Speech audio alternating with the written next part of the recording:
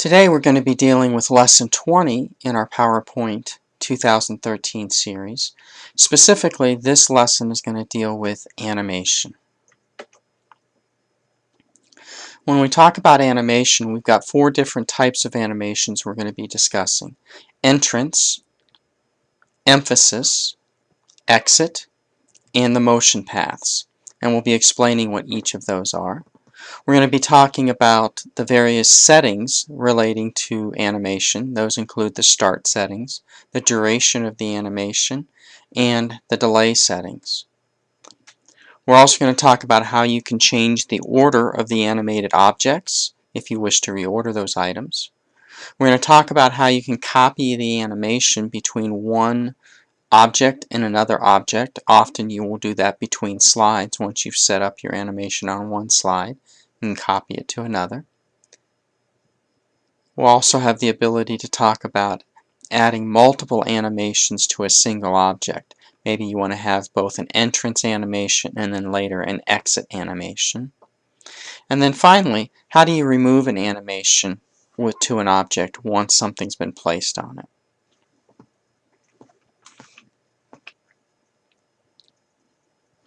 In Lesson 20, we're going to need to open our file that we will need to work with today's activity. That file is located on page 975, so please turn in your books to page 975. At the bottom of this page, you will see the PowerPoint file that does need to be opened. So I'm going to click to open up the PowerPoint file.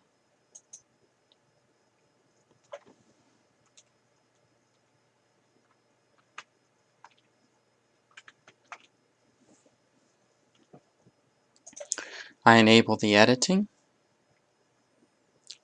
and then finally I will save this file to my Documents folder, specifically the folder with today's date on it. If you need to create that folder, you can use the New Folder button. So, file P20Try will be saved to your daily folder.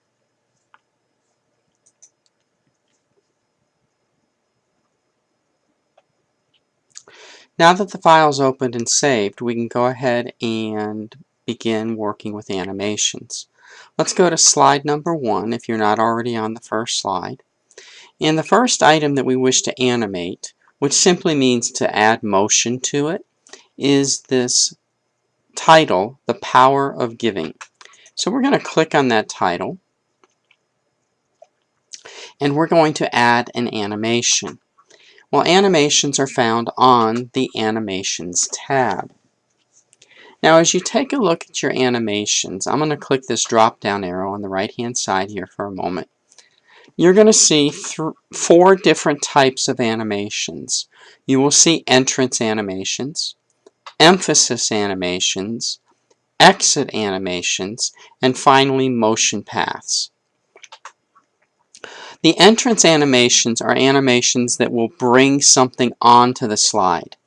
If you use an entrance animation, when the slide first comes up, the text or the object is not going to be on the slide, but it will then appear in some way, shape, or form. The emphasis animation is for text or an object that is already on the slide. It will then do some kind of movement or something to help emphasize that particular point. The exit animation, as its name implies, is going to take something off of the slide. So I can bring something onto the slide, I can help emphasize something that is on the slide, or I can have something be removed from the slide. The last type of animation is the motion path, and that's what we actually want to use for this particular setting. So we're going to use the lines motion path, and what this motion path is going to do is bring that piece of text down on the slide. Just as a note, just like our transitions, we have different effects that we can apply, and so if I wanted to move this in a different direction, I could. But the down option, the one that is currently selected, is the one that we do want. I do want to point out, as we pointed out with the transitions, you will notice the little star that appears. That star is indicating that an animation or a transition does exist on that particular slide. Let's go to slide number 2 now. On slide number 2, we're going to add some animation to the text. The first thing I'm going to animate is the list that is on here. Now I do want the entire list to be animated, so I'm going to click on the outside edge. And the animation that we are going to use is going to be an entrance animation.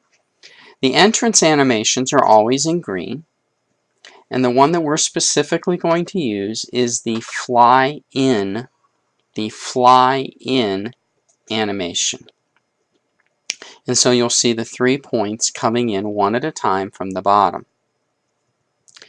I also want to apply an animation to the title, so I'm going to select the title.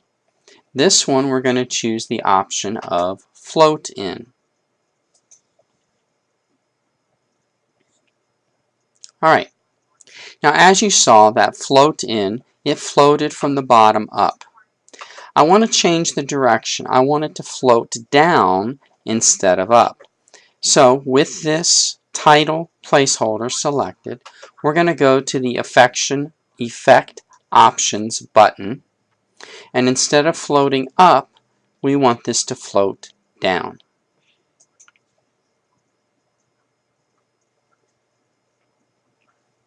Next, we're going to go back to the animation with the list here, and instead of having it fly up from the bottom, we're going to have it fly in from the left. So the points will come in one at a time from the left. Alright, let's take a look at the total slide now. I'm going to come over to slide number 2 on the left. I'm going to click on the star, and I'll see a preview of what these animations are going to do. Now at this point, we've got the points, the 3 list items coming in first, and then the title. That's kind of backwards. We really should do it the other way around. So what I'm going to do is I'm going to open up the Animations pane. Clicking on this button up here, it's on the Animations ribbon. Opening the Animations pane, I will see my 2 different animations.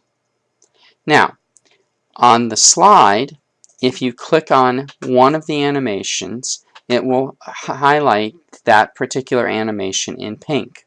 If I click on this one down here, it turns the top one pink. If I click on the title, it turns the bottom one pink. Alright, what I want is I want this object here to happen first. It's labeled as rectangle 1. I want this rectangle to happen first.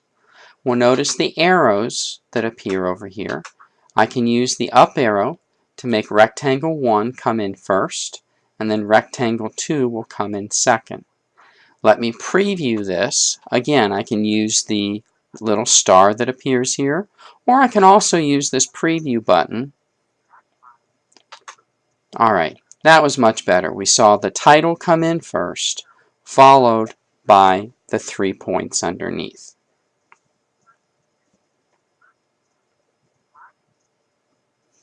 Alright, now I want this same type of animation, the animation that's used on these 3 points here, to be used on other slides as well. So, I don't want to have to make all the changes myself, so what I'm going to do is I'm going to use the Animation Painter. This works just like our Format Painter does for taking text and making one piece of text look like another, except this specifically deals with the animation settings. So with my placeholder selected, I come up to my Animation Painter and click on it once. I go to my slide number 4, and I'm going to click on the points for slide 4. And that has applied the animations now to slide 4. I want to repeat the process for slide 5. I'm on slide 4. I have the item that is animated selected. I click on the animation painter. I go to slide 5 and I click on the point area here.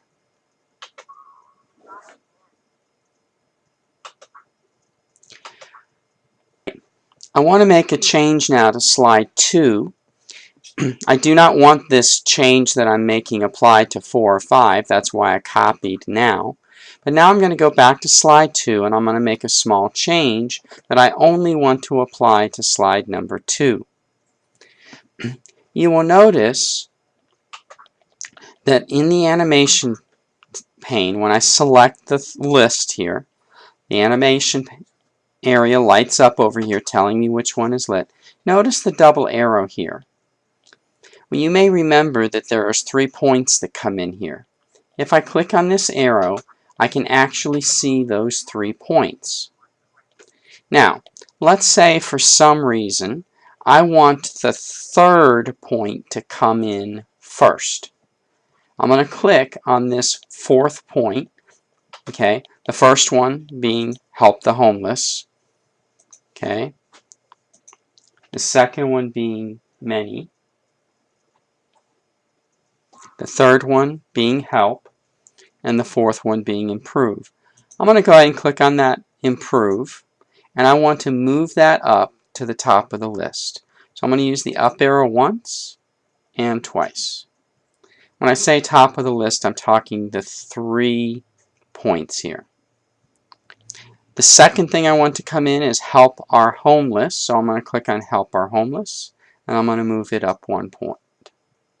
So right now your animation pane should show rectangle, improve, then help, then many. I'm now going to preview this presentation.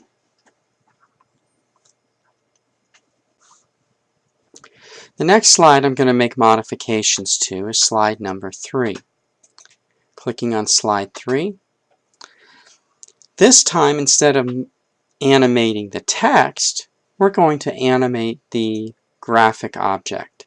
So I'm going to click on the picture over here on the right hand side, and rather than doing an entrance animation, we're going to do an emphasis animation. So I'm going to click the drop down on my list of animations. The green items are the entrance animations. The yellow items are the emphasis animations. You will notice that several items are grayed out. That's because this object isn't text, and some of these animations can only be applied to text. We're going to use the teeter option, where it just wiggles a little bit. Clicking on the preview button here, you will see the little emphasis to that particular object. Let's take a look at the slideshow from the beginning. I'm going to go to slide 1. I'm going to begin my slideshow. On my keyboard, I'm going to press either the down arrow or the right arrow key. I could also press enter or spacebar. All of those would work, and the animation takes effect. Going to my next slide, pressing my button again. Here comes the first animation. Pressing the button again is the next, next, and next. Pressing the button one more time goes to the next slide. And if I press the button one more time, I will get my teeter animation. I'm going to go ahead and press the escape key.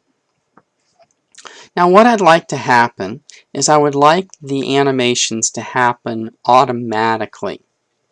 So let's go back to slide 1. I'm going to pick our animation from the animation pane. Right now, the animation is set to happen when I click on the mouse. Let's tell the animation to happen automatically by saying with previous. With previous is basically going to mean, if it's the first animation, as soon as the slide comes up. Let's go to slide number 2. On Help the Homeless, that's the first animation. Instead of on click, I want to have this do with previous. That means as soon as the slide is showing, this will fly in or float in. But the next items, I don't want to happen with previous. If I chose with previous here, what's going to happen is these points are going to come in at the same time. It will come in with the previous item. Instead of with previous, we're going to choose after previous. What that means is it's going to wait for this item to get done, then the next item comes in. Now, what I'd like is there for to be a slight delay. So I want Help the Homeless to come in. I want there to be a 1-second delay and then the next point to come in. So we're going to set our delay here to 1 second. Let's see how this looks. I'm going to go to slide 1, start my slideshow. It drops automatically. I'm going to press my mouse button to move to the next slide. Help the Homeless comes in. After a small delay, each point comes in, not having to press any buttons or keys. The last slide, slide number 3, because I didn't change this one, it's going to wait for me to click the mouse. When I click the mouse or press the arrow key, it will do its teeter effect.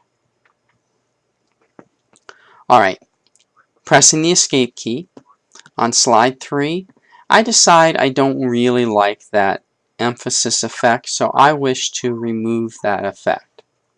So I've selected the object that has the animation tied to it. I see the animation listed here. I'm going to click the drop down on the animation and I'm going to choose to remove that animation from that particular item. Let's go to slide 6. Here we have a chart and we can animate this chart as well. I'm going to click on the chart. The animation I'm going to add to this is an entrance animation. We're going to add the fade animation. Now, when this faded in, you saw that the whole chart faded at the same time. Let's take a look at our effect options. I can choose to animate this by series. Let's see what that does. Notice each bar comes in for the same series, then the other bar, and then the third bar. Let's compare that to the by series setting. Okay, you see how the green bars came in first, followed by the yellow bars, followed by the brown. Now, let's set the duration to be a little longer. Instead of a half-second fade in, let's set that fade in to be 1 second each. Let's preview to see the difference. Alright, a slightly longer time for the items to come in. Clicking on the last slide, slide number 7, what we're going to do is we're going to add an exit animation to the picture. So I'm going to click on this picture. I want to go to my exit animation, so I'm going to click the drop down. Entrance in green, emphasis on yellow, exit in red. The animation I'm looking for is called wipe. So I look through my red options and I find the wipe exit animation. Notice that it wiped from the bottom to the top. The effect option tells us that's the direction it's going to go. we'd like it to wipe in the other direction, so I'm going to change the effect option to go from top.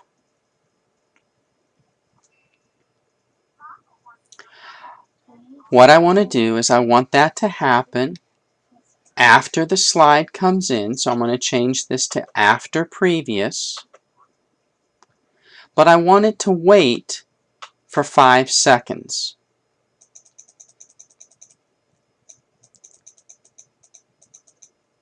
So now the slide will come in, 5 seconds will go by, and then the picture will wipe out. Let's go back to slide 6. In slide 6, I never told the animations to happen automatically. So I'm going to click on the chart, and rather than having it start where I have to click it, I'm going to have the animations happen when the slide comes in. With previous and after previous right here really is the same thing. Now let's see our slides. I'm going to go to slide number 1. I'm going to begin my slideshow. Animations take place. Going to the next slide by pressing the right arrow key. My animations happen automatically. I go to slide number 3. There are no animations on this slide any longer. Slide 4. I did not set the animations to happen automatically, so I have to bring these in by either clicking my mouse or the arrow keys. Slide 5 is the same way. However, when I get to the chart, these should happen automatically. And finally, the last slide, you can make a difference. After 5 seconds, it should automatically wipe the picture away. Pressing the escape key. Your challenge is to go ahead and add animations of your choosing to slides 4 and 5. The animations are already there. We copied them using our animation painter, but you can change the animations on these 2 slides to experiment with some of the animation settings that are there. Once you've done that, you can save this file and have it available then for Schoology.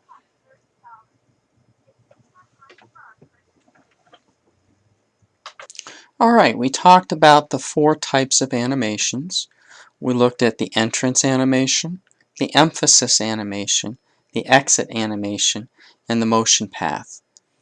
We noted that these animations did need to be in that order. You could not have an emphasis if you also had an entrance unless you put the emphasis after the entrance. We talked about the animation start settings, talked about how you could delay that start setting, as well as you could change the duration of an animation. We discussed changing the order of those animated objects if I wish to reorder them. We use the animation painter to be able to copy animations between slides. We talked about how to add multiple animations to a single object. And then we also discussed removing animations from an object.